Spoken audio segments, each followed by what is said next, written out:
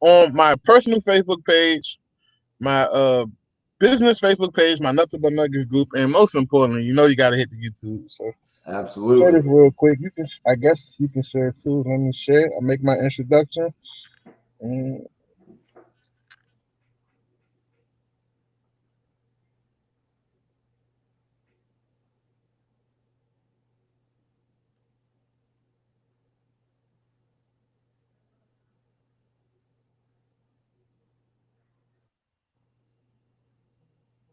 here we go.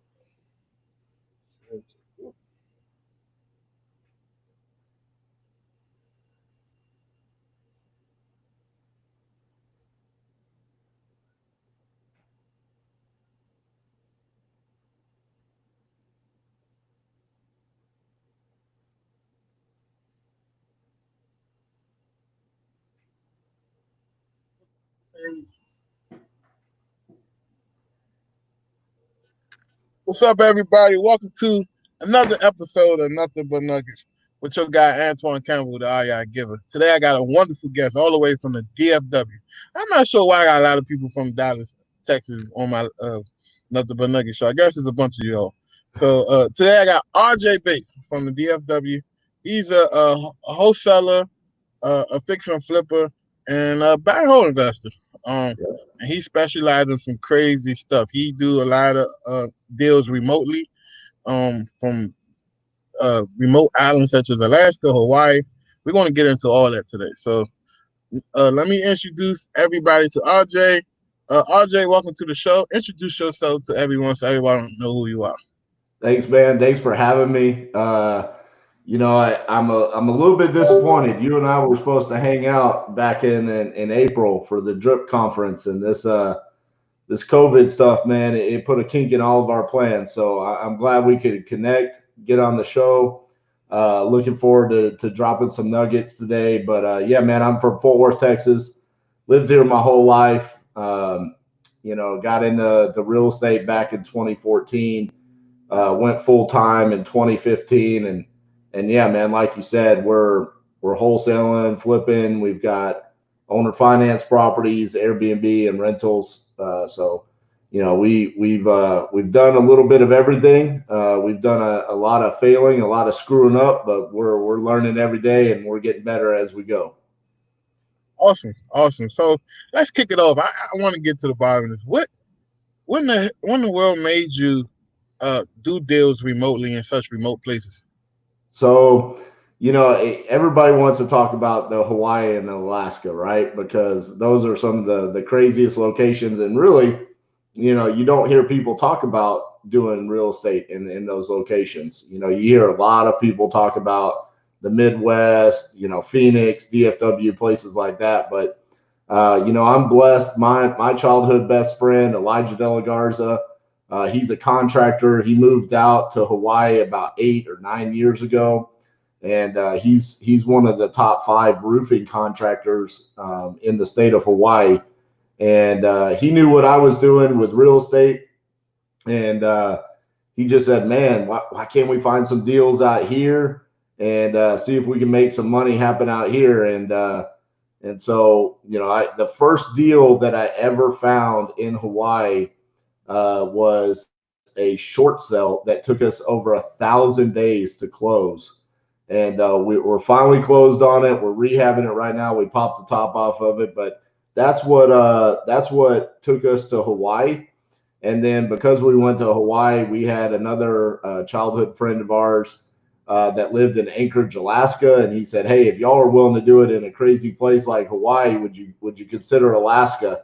Wow. And so we went out to Alaska, man, and it's probably one of my favorite markets because there's not wholesalers, there's not a lot of fix and flippers. I mean, nobody's doing it at scale there. And honestly, Anchorage is not a whole lot different than like Fort Worth, Texas. Really? Outside of the fact that you got beautiful mountains and moose and otters and bald eagles running around, but the market's pretty similar, and so it's very easy for us to find deals there. And the market, average days on market's right around 30 days, and so not too terrible in comparison to some of our other markets. And so that's what took us to those two crazy locations, man. It's been a blast. I was just up in Anchorage a couple weeks ago. Spent about a week there working on one of our flips, and it's just one of the most beautiful locations on the planet. I'm blessed to be able to do what I do in those locations. So, because my perception of Alaska, because I watched a lot of Discovery Channel growing up as a child, is that everything is remote. You got to get, stuff shipped in. The cost to export things there is very high. Like, how in the world did you calculate like your rehab budget, knowing that you don't have a Home Depot? I don't know if it's a Home Depot there. No, you can't just run down to the Home Depot and pick up supplies. So that's the crazy thing. I mean, there are. Okay, so let's put this in consideration. The state of Alaska is 20% of the United States. I mean, it is absolutely massive. But Anchorage, Alaska is a major metro city. And Okay. so for us, I mean, when I went up there our flip, I mean, we had a Lowe's and a Home Depot 3 minutes away from the house. We can go Yes. pick up any supplies that we want. The things that you see on the shows where it's like they don't have running water, they've got the outhouses and all that. That you're talking about, that's way out there, far away from the major cities, and it does exist, but we don't play out there. We're just mainly doing stuff in Anchorage, and it's very simple for us. Look, at the end of the day, the flips there, they don't have to be finished out great. Honestly, people don't really care about what their houses look like, because people who live up there, they care about being outdoors. They care about the fishing and the hunting and stuff like that. So we can go up there, use the materials that are available to us at Home Depot, Lowe's, whatever, and get the projects finished pretty quickly. Awesome. So currently, like you do so much varieties of real estate investor. What does your current business look like right now? So, 2019 was a really rough year for us. And it's funny because I like to share that on podcasts, because I think so often people come on podcasts and they don't want to talk about the fact that maybe they're struggling in their business. They want Yeah. to pump themselves up and be like, yeah, I'm the most badass real estate investor of all time. But 2019 was tough for us because we lacked focus. We were trying to do too many different things. We had too many different markets, and we didn't have the right systems and processes in place for that. We also didn't have the right people. And so right now, we've really leaned out our company, and just gotten back to the basics. And so for the most part, what we're focused on is wholesaling and making sure we have very high profitable flips in the queue. Now we still have to take care of some of the inventory that we had in place from 2018, 2019, that we're still trying to clean that slate. But as far as right now, our goal is to be flipping one house in Hawaii, one house in Alaska, one house in Texas, and then wholesaling in the other markets like Texas, Alaska, Hawaii, Phoenix, and Ohio. That's our goal. We're getting closer to it. Now we do have our rental properties and owner finance, but our main focus right now is just one flip at a time in those markets and wholesaling in the other markets. And I do fix and flip myself, man. Most people don't know this. Majority of the time, fixing and flipping is always a struggle. It No matter is. how many systems you put in place, there's so many variables that go uncounted for, such as managing people's personality. People Mm-hmm. don't talk about that. What are some things that you're doing to manage these people to ensure that they're doing your flips efficiently enough for you to make a return on your investment? That's one of the toughest parts about flipping houses, and having the right contractors, having the right people in place. Um, Really, it's you constantly have to work on that aspect of your business if you're going to flip houses. The moment that you think, hey, I've got the best GC in the world, and you relax on them and you don't hold them accountable, and maybe you relax on how you're paying them, that's when the projects go south the fastest. So the thing about it for us is we're constantly going out and we're managing the projects ourselves. We do have some markets where we are subbing out the trades instead of hiring a GC. In other past times, I've talked about we had close to 75 employees. I think it was like 73, 74, something like that. The majority of those people were people doing manual labor for us. They were essentially hired contractors. And the hard part about that was it almost tanked our business Right. because they were on payroll and they weren't getting the job done efficiently enough. And so that's something that we're still every day, we have conversations about how can we get better at this? How can we find a more efficient way to get these projects done? And one of those things that we're doing is being more picky about the properties that we're purchasing, not going in and finding properties that essentially are borderline tear downs. Right. Sure, you can buy those at a much steeper discount, and on paper, it looks like you're going to make a lot more money on them. But if they don't go right, those are also the projects that you can lose a lot more money. So, one of the ways that we're fixing managing contractors is by finding easier projects to get done because it's less management of people. More so like cookie cutter type deals, right? I'm Yes, assuming. especially here in Texas, we have a lot of little neighborhoods that we can go buy a property that was built in the early 2000s that's just been lived in. It's not necessarily outdated, but it needs some new flooring, some painting, maybe some updating, of the fixtures and stuff, but very simple rehabs that we can get out in 2 to 3 weeks. And, you and I are both, we're buddies with Max Maxwell, and he talked about that a little bit where, he's talking about, some of his flips. It's all about time. It's not about money.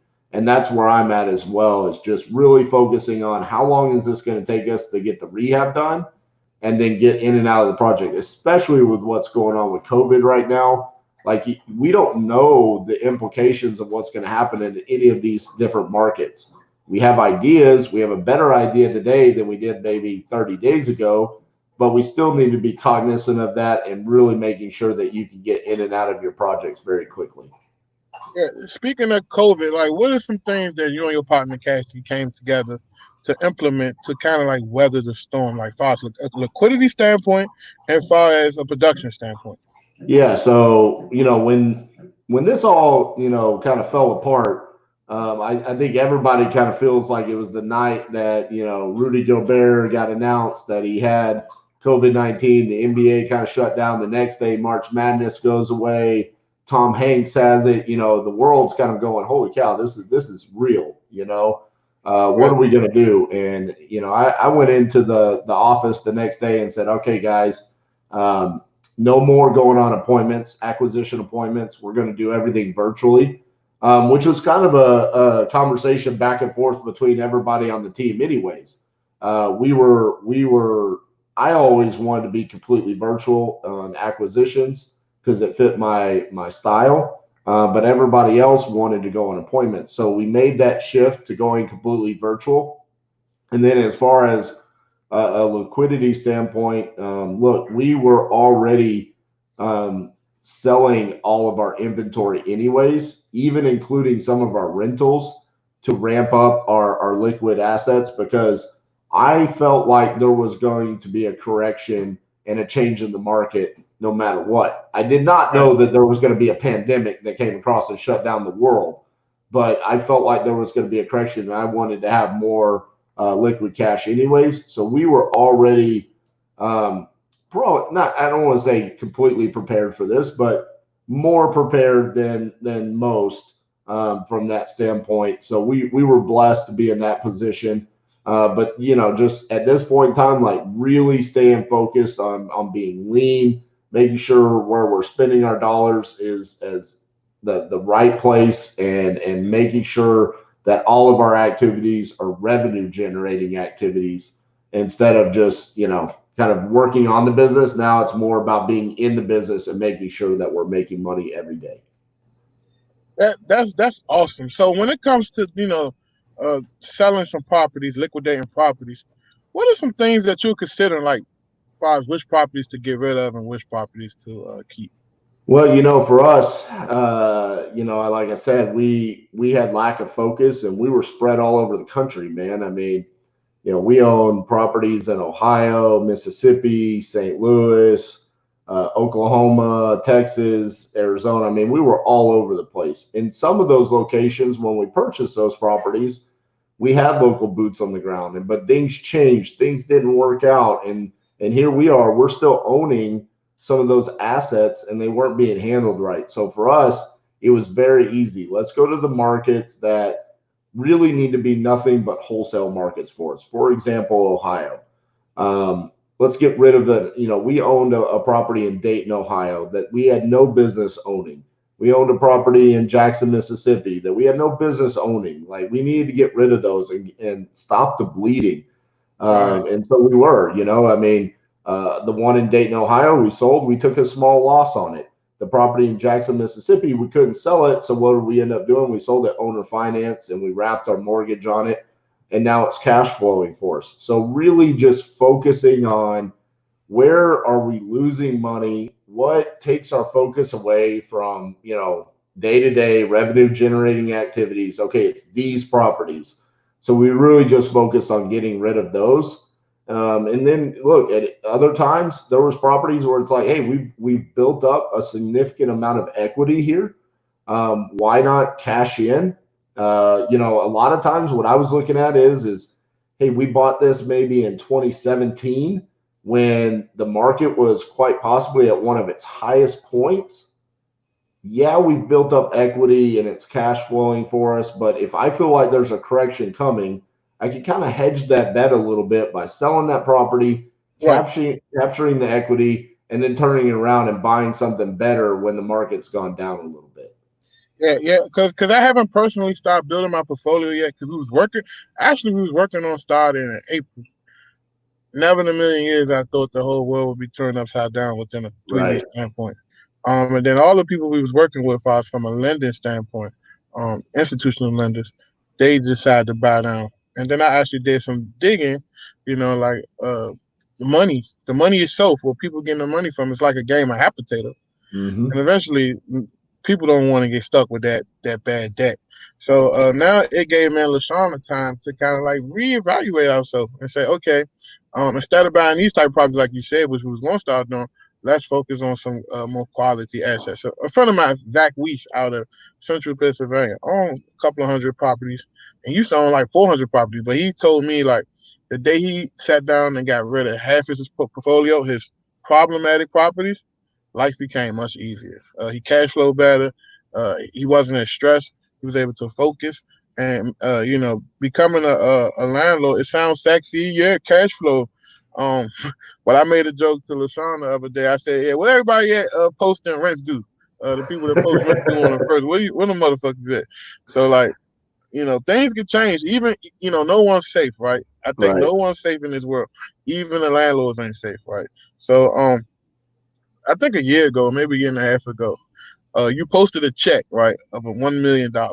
Yep. What's the story behind that check? Like, I know it wasn't all net profit, but No, it wasn't. let's So talk. Was there like a big like transaction, or what was the story behind that check? look, I got a lot of heat for posting that check, and I think that's a shame for the world that we live in. Because if you read Right, my post was I was excited because that's the first time I've ever received a check for seven figures, and that's a landmark day. I don't care who you are. If right, someone hands you a check for $1 million, like you did something. right, That's something that you can say you've done.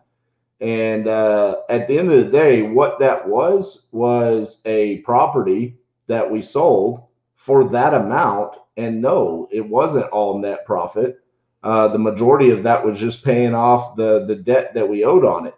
Now, the debt that we owed on that, there was no liens. That's why the check was just given to us for the amount that we sold on the property. Um, but you did the and right thing and paid them people back, right? Oh yeah, absolutely. Okay, And look, I wouldn't be able to receive those kind of checks if I didn't have the trust of my private money lenders. They don't even put liens on my properties. You know what I'm saying? right, Um, And that's not with every lender. I mean, it's a conversation between me and the private money lender, and with that one, we have a long-standing, good working relationship, and he was okay with it. And look, getting handed a $1.1 million check is something that, when that happens, you should be proud of. Now, and I think when that happened, it was 2018, 2019, something like that. In the world we live in today, you post a check like that, and people want to call you a fraud, and you're saying this or you're saying that. Look, I am as transparent as they come in these podcasts. I mean, so far all I've said in this one is hey, we sucked ass in 2019. That was an incredibly difficult time for us, and we needed something for morale within the company, and say, hey, look, guys, we just flipped a house for $1.1 million. I don't know anybody out there that's not excited when they go sell a house for $1.1 million. That's a hard thing to do. There's a lot of people that will go out and do hundreds and thousands of properties in their career, and they'll never take down a property and sell it for $1 million. So, look, hey, we were proud of it, but no, that wasn't net profit. And I never said it was. I was just excited that we were able to cash a check that big and get rid of that project. I don't think when you posted the check, man. Honestly, I was inspired, and money doesn't really drive me. It's the results of money and the benefits of having money and what the power of money could do for you. So when you post that check, I had no issues against it. Right? We had a point in time where everybody who's giving out free information or everybody who's just being nice or being transparent is called to fault. Hmm. Unfortunately, that's not fair. But like most of the people who's doing the name calling, they're not even doing nothing themselves. They're just in Right. the back, just picking on people. So, you said one thing that kind of stuck out to me: the morale. Hmm. What are you doing now as a leader in your operation, to lead your team, to show them, hey, keep your head up, don't worry, things are going to get better? What are some things that you're doing to encourage your team? Well, the first thing that all of us are doing as leaders, myself, Cassie, Elijah, no matter who, we're getting back in the trenches, man. I mean, getting in there with our team, showing them what we've preached about. But the other thing is man, we've leaned out our team so much. There's not a whole lot of people left that have to build up morale. But I mean, the main thing is just getting back in the trenches, and getting our hands dirty. I mean, like I said, we went up to Anchorage, Alaska. Look, we could have handled that trip one of two different ways. We have 15 units up in Anchorage, Alaska today. I could have gone up there. I could have done 15 different Facebook lives, YouTube lives, whatever, showboating about how I own 15 units in Anchorage, Alaska, talking about how we're working on these projects. And it could have been great content. Or we handle it the way we did, which was I went up there, I checked on my properties. I then went to the one that I felt like needed our attention the most. I put on my worst, dirtiest clothes that I own, and got my hands dirty and replaced some broken windows, painted some trim. I'm not handy. I don't do that stuff, but I buckled down with my partners, and we got the work done because that's what was needed to be done. And so, look, at the end of the day, it's this is a time for doing what is necessary for your business to survive unprecedented times. I mean, I talked about Max earlier. I'll talk about him again. He talks about the four stages of real estate. I will say I disagree with him a little bit, because he said, look, everything's predictable. I don't know that things are predictable right now, because whatever's going to happen here in DFW is probably not what's going to happen in Hawaii, or what's going to happen in Anchorage, Alaska. And so for me, because I am in those different markets, I really have to be in tune with what's happening, and just make sure I'm communicating that back to my entire team. But really, the best thing that you can do for morale right now is just be in the trenches with your team, and just prove to them what you preach on a daily basis. Yeah, I think real estate is local, no matter how you slice it up and dice it up. real estate is local. The same, the way you run your business in Dallas Fort Worth is probably completely different than Hawaii. Yep. So you know, your family, man. Seeing you post pictures of your son. How in Hmm. the world does a person like you balance making sure you spend that quality time with your children, with your child? I think you got one son, right? I have a son and I have a daughter who's going to be 3 years old in Okay, yeah. July. So I You just know, wanted to make sure I was right. yeah, you're right. That's one of the most difficult things as an entrepreneur, man. But I think the first key is to set non-negotiables. Like Right, I am going to be at every single hockey game. I'm going to be at every single dance performance. I'm going to go to every school event. Whatever those are for you that you feel like are non-negotiable, set those. I know there's a lot of people out there that have, like specific days that they're going to spend with their kids. They dedicate that to them. That doesn't fit my personality. That's not a good fit. And to be quite frank, because they're my kids, that doesn't fit my kids' personality either. right, But there's other things that I make sure I do with them on a regular basis. On a nightly basis. I bought both of them bunnies for Easter. As cheesy as that was, that's what they wanted. Every night we go let the bunnies out and we play with them. I spend specific time doing things that the kids really care about, and just being a part of that and being, present for those moments is extremely important.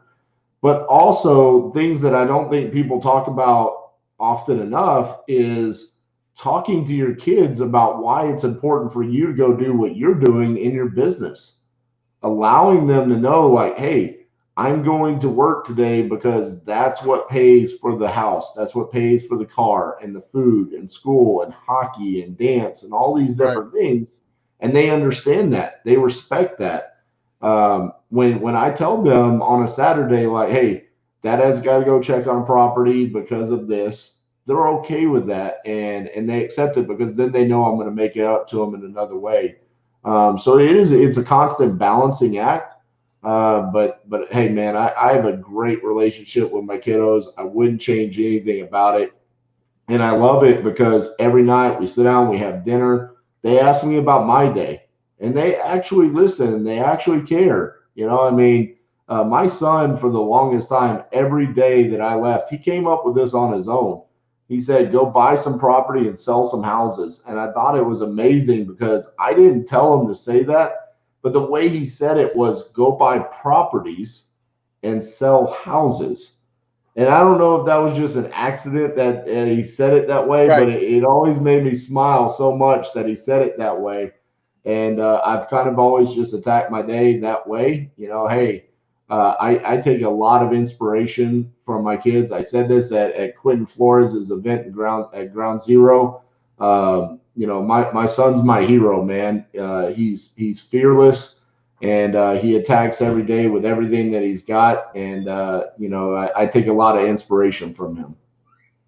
Yeah, because like I think people don't give children enough credit. Children are very observant, especially from the ages of 5 and 14. Yep. That's when you got to get them and mold them to what you would like them to be in life. I think after 14, it's a wrap. They're gonna be whoever they want to be. So like even for me, like my boys, like I always made sure I let them be around the family business. I let them see exactly what we do. I explained to them that if we don't do this, we as a family cannot operate. Right. I explained to them that we have to leave the house, and in order to provide, because it sounds good and sexy to say, yeah, I spend as much time with my children as possible. But if you're not making an income, you and your children are going to be on the street somewhere. So they Yep. understand that. And, like my youngest son, Antoine Jr., he has a telephone.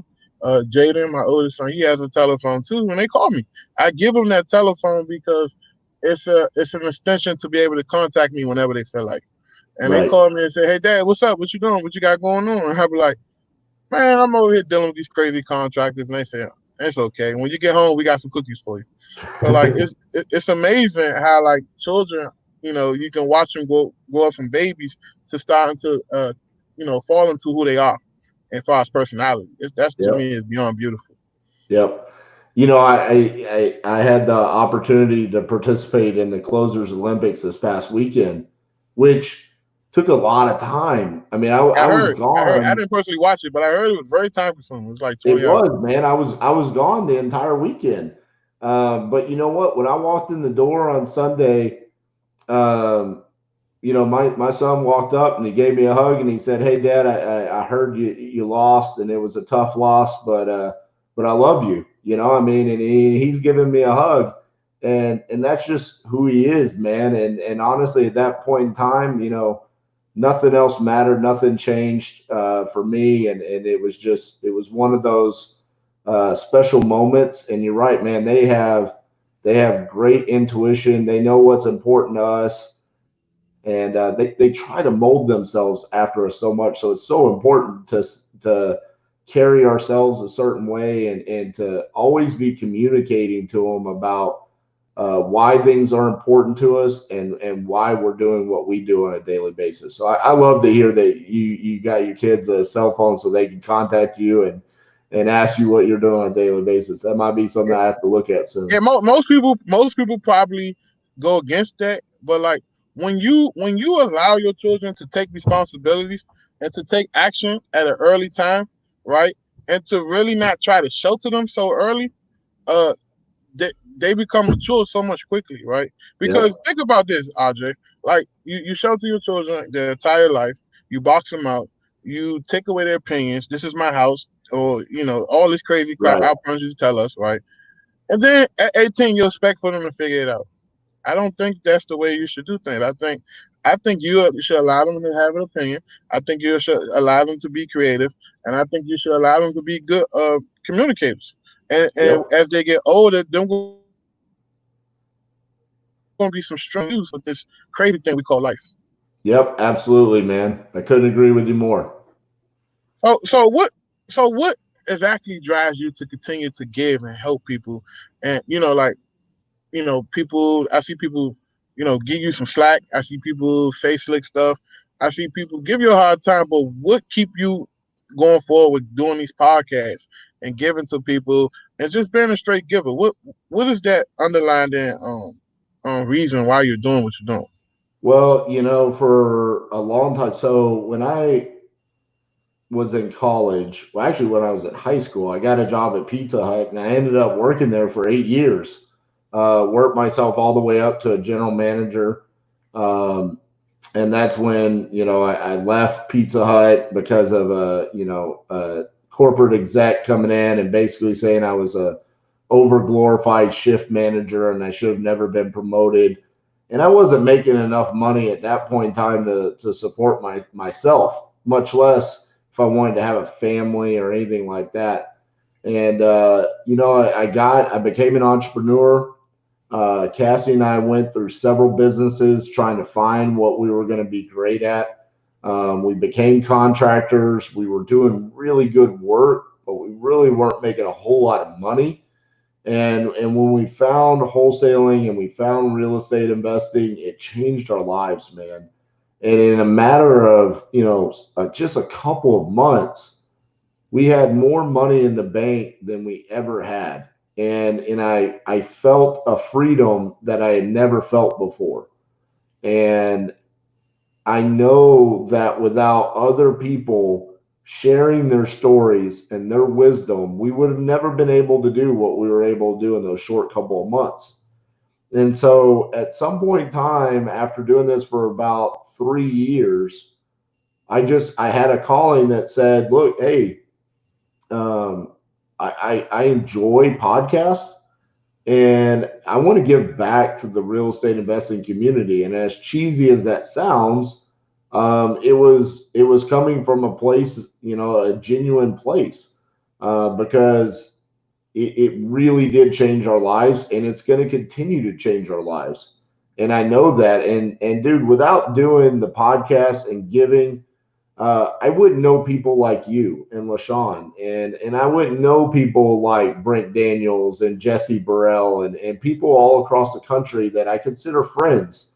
You know, we're in this together, right? I mean, we go out and we're constantly trying to make a living for ourselves, change our lives, change our generational trajectory.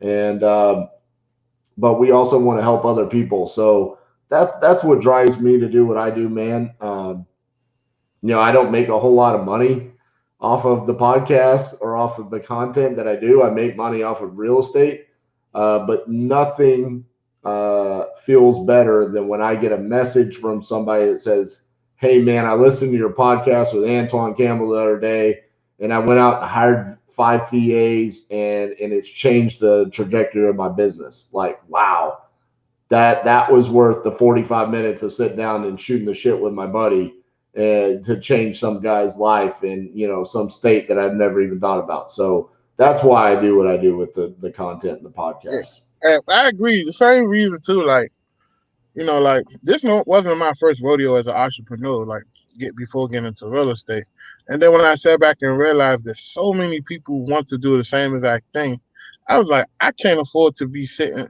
talking to everybody on the phone. So how about I multiply my reach by just doing things like this, talking to people, doing podcasts, speaking on big stages, like, I think that it's a responsibility. Now, this goes into my next question. When should a person uh, uh when is it appropriate for a person to transition to helping people and making sure that they're not abusing their power to help people? So, Gary Vee always says, document, don't create.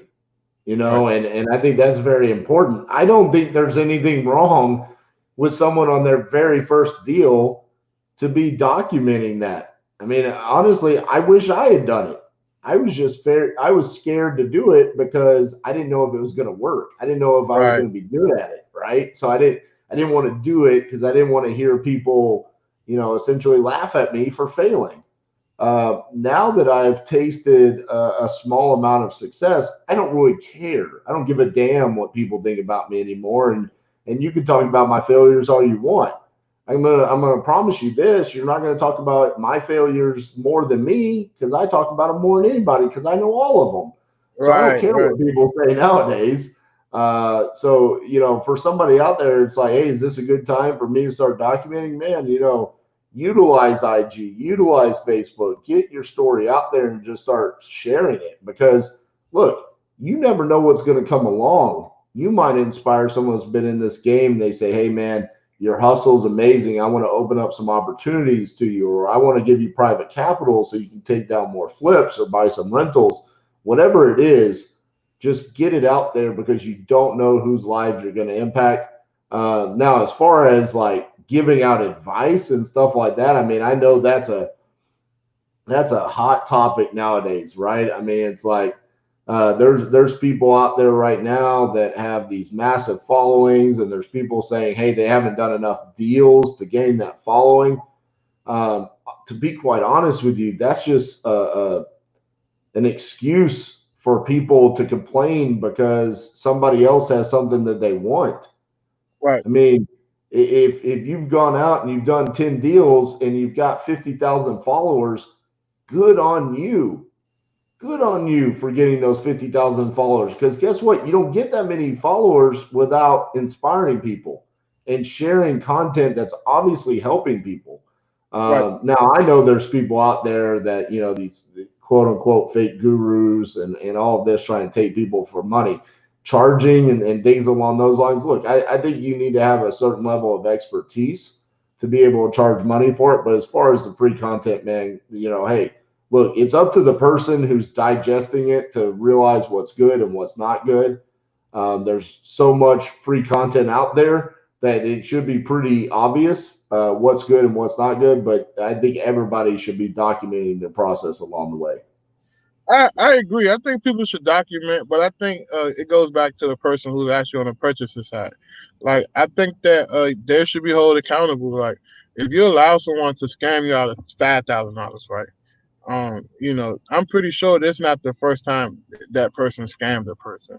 So for you Right. to go do business with that person, knowing the facts on the table, and then turn around and run to a Facebook group or run to someone or run to a Google cop or whatever you want to call these people, um, I just think that that's wrong. I think that they should be held accountable just as much as the person they slandering. Look, can I get a little bit spicy in here? I don't give a shit. It's called nothing but nuggets. All right, so I'm going to use an example, and I think it's probably the example you're talking about right now. But our good friend Alicia Renee, she's got some different programs, some little courses that she Mhm. sells. She's got one for like $200. Someone Right. bought it. It wasn't what they wanted, supposedly. And then they ran off to a Facebook group and roasted her, and it became a very hot topic for about 2 to 3 days, right? Yeah, it was a very trending Uh, subject. yeah. Now that whole thing was just a load of bullshit. Okay. Alicia Renee did not do anything wrong. She sold exactly what she was supposed to, and it was for $200. Now look, if you're so damn butthurt over $200 not helping you, even though was exactly what they said, you don't need to run off to a Facebook group and hope people start roasting her or slandering her business or anything along those lines, man. That whole thing was insane. I couldn't believe what happened from it.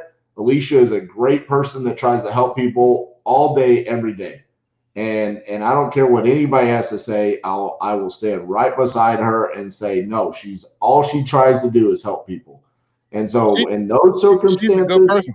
she is a good person. And for in those circumstances, the people that try to tear people down, you need to work on yourself and you need to work on your mindset. Okay. I have gone out and I have purchased things, I've spent money and said, damn, this wasn't what I thought it was. Guess what? That was my fault. That Right. was I gave them the money. It was my money. They didn't take the money from me. I Right. gave You it to came them. to them. Right.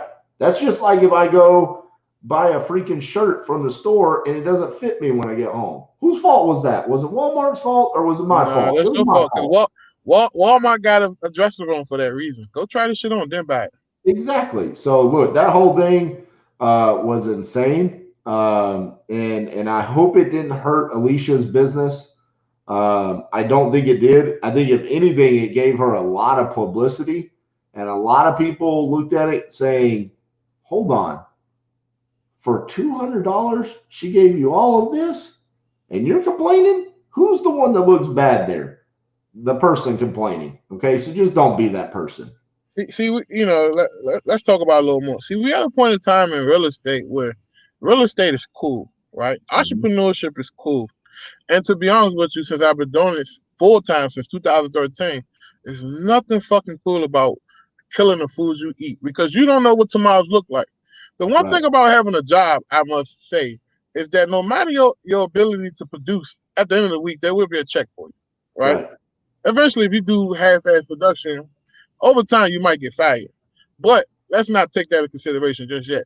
So when you got a bunch of people that's transitioning from having this guaranteed job and being catered to, and some of these people are unionized employees where they feel obligated to all these different rights and needs and wants, and then they try to transition to become a shop, right? Because you can't be in this business. I don't know nobody in this business, and they don't have no type of blood in their bloodstream that's shock right. related. Like you have to be a shock in order to be an entrepreneur. There's no way to survive.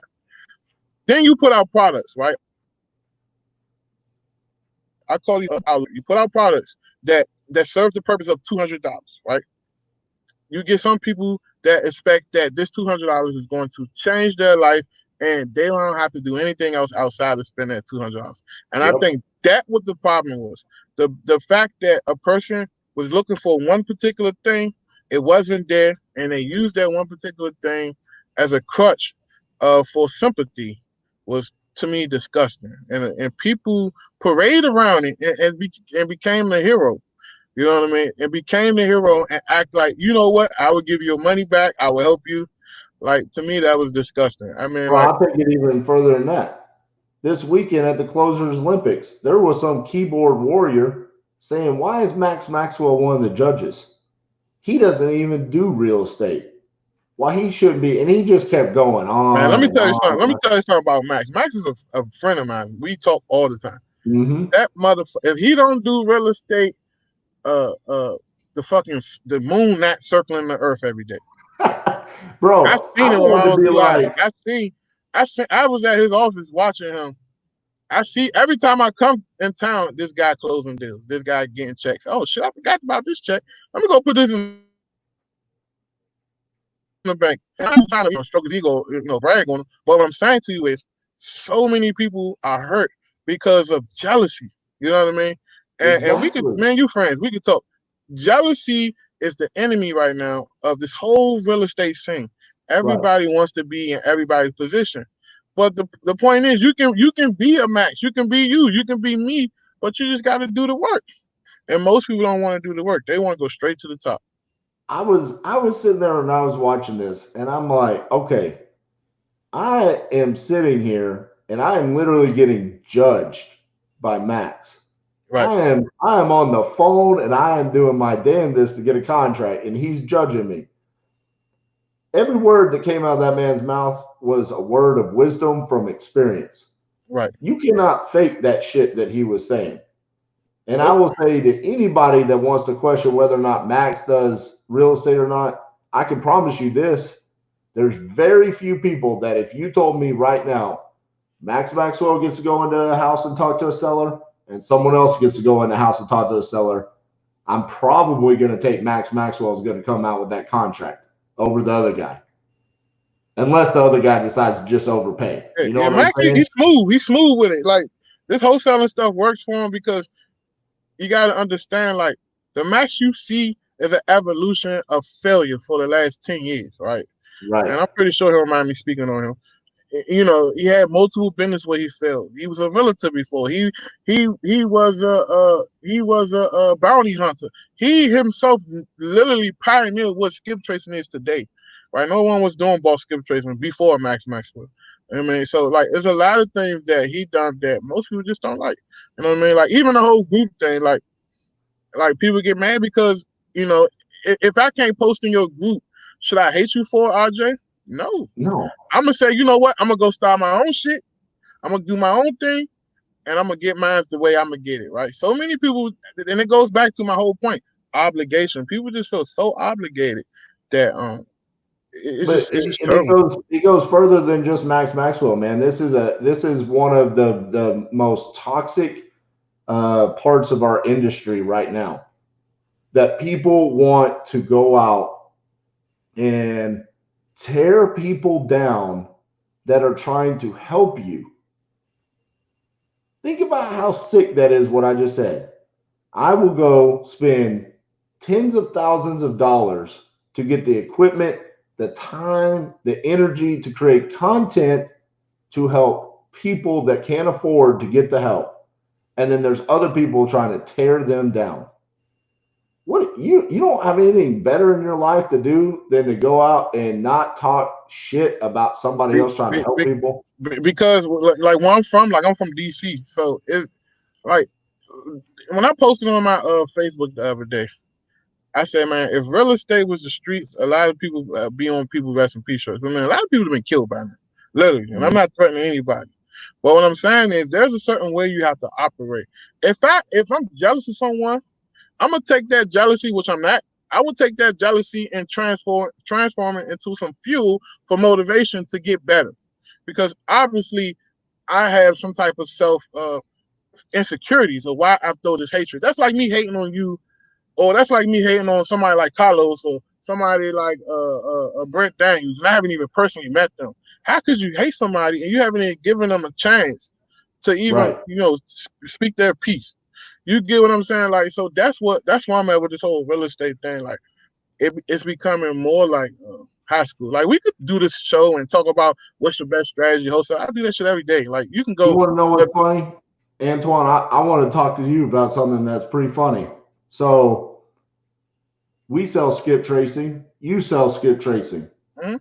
We didn't do this on purpose. We literally announced the same day within 30 minutes of each other that we were going to sell skip tracing. The Right, same day you and I announced it, okay? right. Now, I got attacked for selling skip tracing. Did you know that? I got publicly attacked in some groups Yeah, I for seen it. selling skip tracing. Now, what's funny about that is there was no need for any of that. It caused a lot of drama. The the fact that we are going out and we are trying to bring a solid product to the marketplace and help people that follow us. There's people that are going to tune in to every Nothing But Nuggets podcast. Right. There's people that are going to tune in to every the Titanium Vault podcast. They want to hear it because they have gained value from it. And for us to then say, hey guys, here's what we use for skip tracing in our business. You can buy it here. And then to have people tear it down and then compare it to other people's skip tracing platforms and say, no, this one's better. Fuck RJ, fuck Antoine. It's completely unnecessary, dude. I don't understand it. Going after people that are wrongly taking people's money and trying to they don't have the knowledge and hurt them, that's one thing. But Right. people like me and you, man, that are just out here trying to help people on a daily basis. I mean, look, you and I are sitting here on a Facebook Live for the next hour, and we're talking about everything that's going on in my business, what's going on in your business. At the end of the day, we're not going to make any money from this. No. This is No, just to sir. help somebody. Maybe somebody else gets out there. And so my main point on this is look, like you said, if you have that level of jealousy, look internally and find out where it's coming from. Because I never have jealousy for somebody else. Like Antoine, when you went on the Real Estate Disruptors podcast, I was so proud of you, man. I was like, that's awesome. Your shit blew up, man. Oh yeah, Your man. video, it blew up. Man, Steve Trey blew me up, and I ain't afraid to say that. Yeah. You know what I'm saying? And that's awesome. I Yeah. mean, that's amazing. But Yeah. other people, man, I guarantee you there's other people out there that are like, man, I've done more deals than Antoine. I know more about real estate than Antoine. That should have been me. But there's a See, reason why I blew up. see, here's the thing. Here's the thing, right? You never once heard me tell you I'm gonna be that guy to lie to you, right?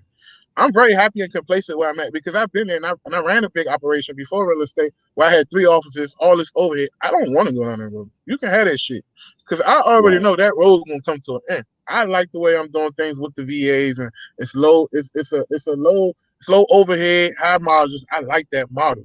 So if I'm doing 5 deals a month, I'm cool with it. I can live with that, right? The issue is so many people is constantly comparing themselves. And the reason why I like to do these podcasts because every podcast is different. I didn't know we was talking about this today, but it's a much needed conversation. I wish people talk about this more. You know what I mean? So many people constantly comparing themselves, and if you're a newbie out here, uh, just getting started, don't worry about what the next person's doing. Put your fucking head down and do the work, and whatever results you come out with, be happy with it. And then at the end of the month, or the end of the week, or the end of the day, reflect on it and figure out what you can do better to get to the next level. Hey, my boy Chris Monroe from St. Louis is on here watching. He has such a great mindset, man. He watched me and Cassie on Aaron Bevan's podcast. And the whole time he was engaged, he was commenting about it. And then he messaged me after and he said, man, that was a killer podcast. That was amazing. And he goes, I got a lot to live up to because I'm next week's guest. Right. So the next week he goes on the podcast, man, and I'm watching and I'm like, my God, dude, this dude is dropping some bombs. Like he is talking about stuff that I've never done. And I feel like I've done almost everything that you can do in single family real estate, but he was dropping those bombs. Now, he could have had the mindset of, I know more than RJ, and RJ and Cassie's podcast today wasn't that good, but instead he complimented me, and that led to me wanting to watch him on the podcast. Now we're connected. We talk on a regular basis, and I love that mindset, man. He was messaging me about the Closers Olympics, saying I'm going to be in it next year. I'm going to take your spot. That's friendly competition. You know what I'm saying? That's not jealousy, and I want it for him. So I love how it's all about just a perspective, man, and just making sure you have the right mindset. I hope that this industry fixes it a little bit. And maybe it's just because we've been in it a little bit longer and we're a part of these big Facebook groups, man. But it's really just starting to rub me the wrong way a little bit. Did we lose you? Antoine's having some connection issues a little bit. Can you hear me, buddy?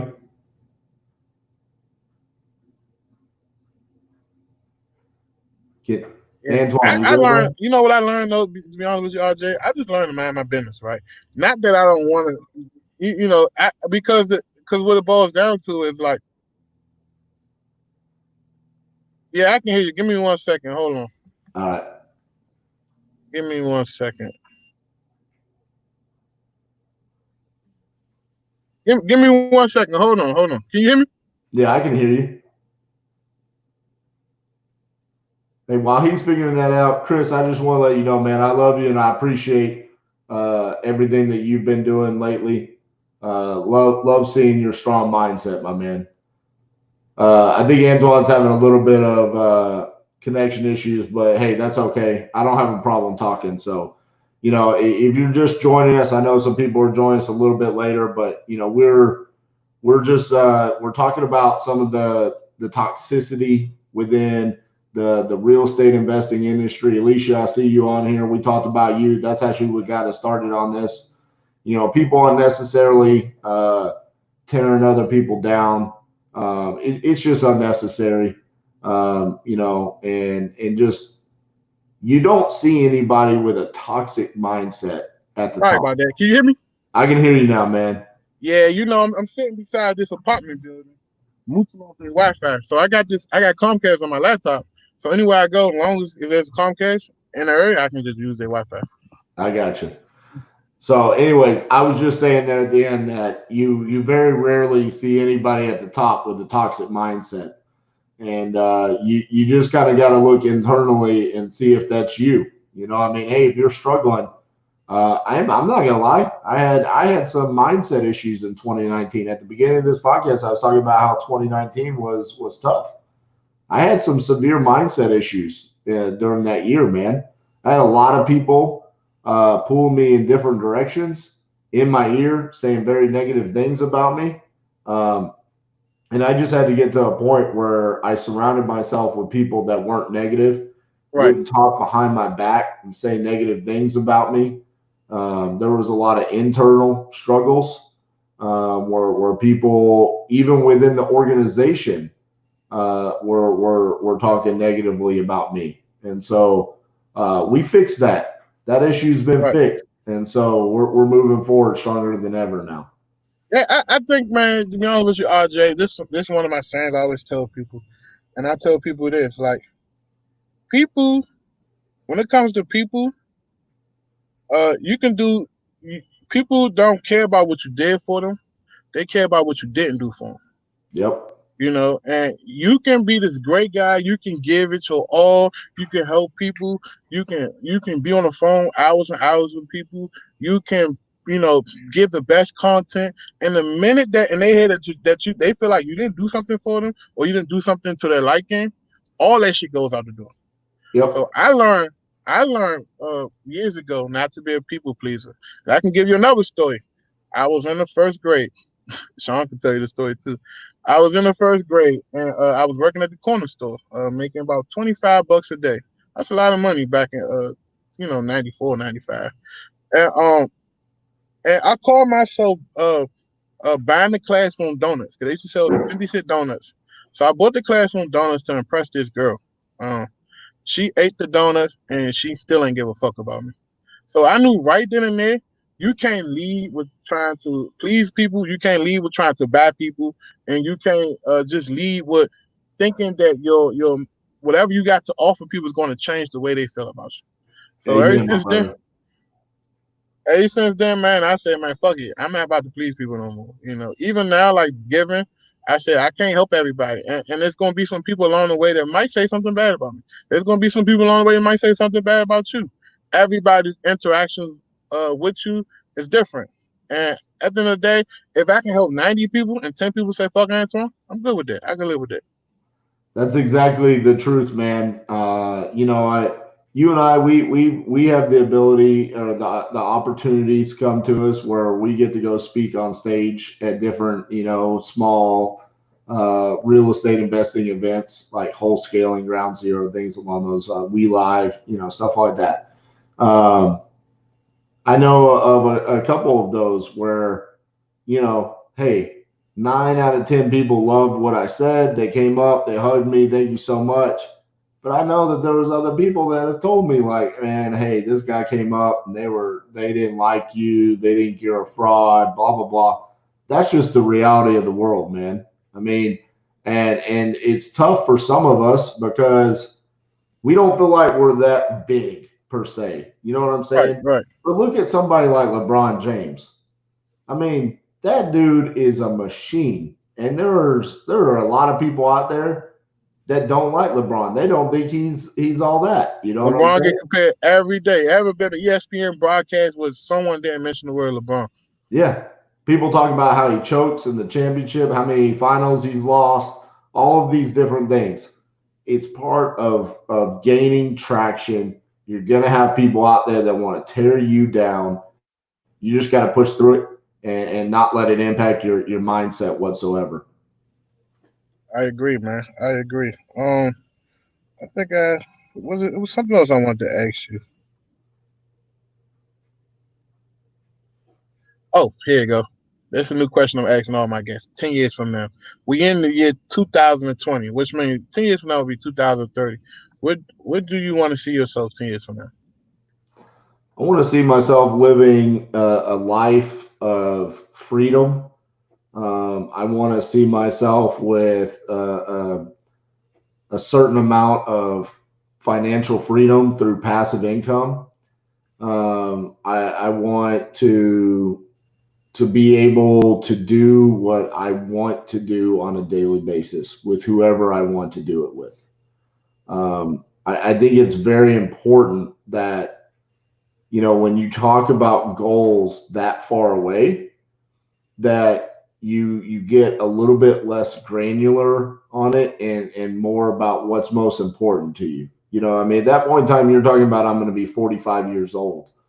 At 45 years old, I want to make sure that's going to be the prime years of my life, right? I mean, Yeah, that's your got to be glory the years best, right that's there. going to be the best times of your life right there, right? So I want to be in a position that, hey, if I wake up in the morning and I want to go to Iceland, I can go to Iceland. If I want to wake up in the morning and I don't want to go to work and Why? I'm just I curious. want Why to, Iceland out of all the places in the world? because I love Iceland, my man. Look at this. I got a Viking beard. Okay, I wish I was from Iceland. So I I think thought you it's were gonna one say of the something most about the Northern Lights, the green lights. I think it's one of the most beautiful places on the world, and that's where I want to be. I do, Cassie puts on here the Bates Ranch. I do want to Yeah, own the a ranch. thousand acres. It's Uh, crazy because I have some similar goals. Like I want to own my own ranch. One of the things I want to do is transition out of eating out the regular food supply chain and grow all of my stuff. So for the yep, past 3 weeks, I've been indulging content on people's farms and slaughtering pigs, and it's kind of weird, but kind of infatuated with being able to provide for myself. Literally, really food you kill. I think that should be a absolutely, motto. man. Look, I want to wake up every day and realize that I can live the life that I want to. That's the most important thing to me. In 10 years from now, and that's why I'm working so hard today to earn that. So So, is there anything you want to leave anybody with? Is there anything you want to kind of give to people? I know for me as a African American man, it's been a kind of hard week for all for us. As far as like what's going on in the news, what I seen, I watched a video this week. Someone blatantly being choked in the neck. It's crazy. Is there anything you want to leave anybody with? yeah, I mean, I'll touch base on that. I mean, this is it is a very difficult time for a lot of us to swallow what we're seeing on the news. You know what I'm saying? And from my perspective, it's hard because I'm white Right. and I don't have those same fears that you probably have on a daily basis. Um, and that's a shame. I mean, this is 2020. I mean, Antoine Campbell is not supposed to have different fears than R.J. Bates. Right. I Um, agree. we're supposed to be well past that. This bullshit that's going on with police officers and killing people, um, black, white, Mexican, it doesn't matter. I mean, these are people. Right. I mean, they shouldn't be killing anybody unless they absolutely have to. Putting your knee on a guy's neck just unnecessarily and killing them. I mean, that's about the most sick shit I've seen. Yeah. So I don't know. I don't know what it's going to take for our world that we live in to make a change. But it's fucking disgusting, and I'm tired of seeing it. I mean, I hate it because to And be honest with you, man, what ends up happening is every time it happens, I've got black people that I'm very close with that speak out about it, rightfully so, as you should. And I see white people somehow trying to defend the police officer or something like that, and it just causes more division. And I hate it. I hate it more than anything, man. Some of the closest people in my life have been, black, and I hate that that's a world that we have to live in right now, and then we have to deal with this. Those people are literally hired to do a job to protect people. Go do that. honestly, honestly, RJ, I'm a black man. Yeah, I have fear. Leaving the house, I might not come home to my family, but I think that we have a bigger issue at hand. Like police brutality. That's that been going on for years. Like it's just Yeah, now. Look, Facebook. Everybody can be their own news channel now. You got Facebook Live. Everybody got direct to consumer access. At first, you couldn't do nothing like that when it was happening. But I think honestly, they the country got to do a better job with fighting, you know, these mental disorders. Right? I think mental health in this country is tearing us up. And honestly, even the COVID-19 will push the suicide rate through the roof. And as a police officer here, I respect the people that serve our country. I respect the people that's in the military. I respect everybody. I respect every living organism, including the damn dogs and cats. Right? That's just the type of person I am. But I think that when you come home from a war, I don't think you should be able to go straight into the police force. And I think agreed. if you really dig into the really underlying what we know about this stuff, is most of these guys was ex Marines and Army people, and I'm not justifying anything about anybody, right? But I'm just laying out the facts. Uh, the police department's got to do a better job with handing people guns and badges. If they know that they just served an 8-year tour in Iraq. There's some shit they probably seen that we will never see they went through, and that doesn't justify, killing an innocent black man. But I'm pretty sure that it can help combat it if we focus on mental health. I completely agree, and I'll just say it from this perspective, from like a business owner. Um, if we don't do our job well enough in our organizations go under. We go out of Right. business. These organizations, by organizations, I'm talking about the police department, they're not doing a good enough job, in my opinion. And so, how does that change happen? Who's going to step up and make that change? Because I'm going to tell you right now, the tweets and the Facebook posts and the public apologies, it's not good enough. Nah, we passed that. We Nah, passed that. we need to see some changes. And I agree, man. The mental health it is a huge issue.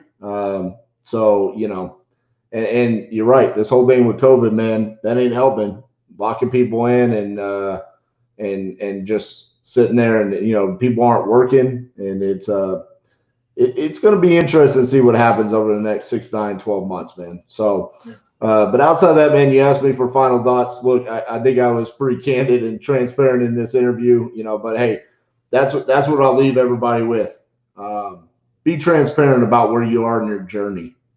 Don't sugarcoat it. Just share where you are. Document it, and people will respect that. Outside of that, man, just remove the toxicity from your life, the jealousy, the comparing. Comparison is the thief of joy. Just do what you need to do and draw inspiration from other people. That's what you need to be doing. There's plenty of people out there to draw the inspiration from. Antoine, man, you're a great guy, man, and I'm super proud of everything that you're doing. I will say this. There are times, man, when I see your post on Facebook and I'm like, damn, how's this guy keep coming out with new stuff? This dude is a machine. So I'm proud of you for I everything that appreciate it, you're brother. doing, man, and honored to be on your podcast today. Man, I appreciate it. Thank you so much. Ladies and gentlemen, there you have it. RJ Bates. Hey RJ, how can people reach you? What do you have anything you want to like? You got a mastermind, I believe, the $99 a month one. You want to tell Yeah, people about that? we've got Next Level Flipping. It's $100 a month. You can find us at nextlevelflipping.com. Best way to follow me is let's do IG. Just RJ Bates the third, just like my name right there. Find me on IG. I'm doing a lot more content there, or on my YouTube channel, because I'm trying to be YouTube famous like Antoine as well. You can find me RJ Bates the third on there as well. Man, YouTube, man, let me tell you, people think YouTube is tough. It It's is, tough. man. They just started cutting me a check.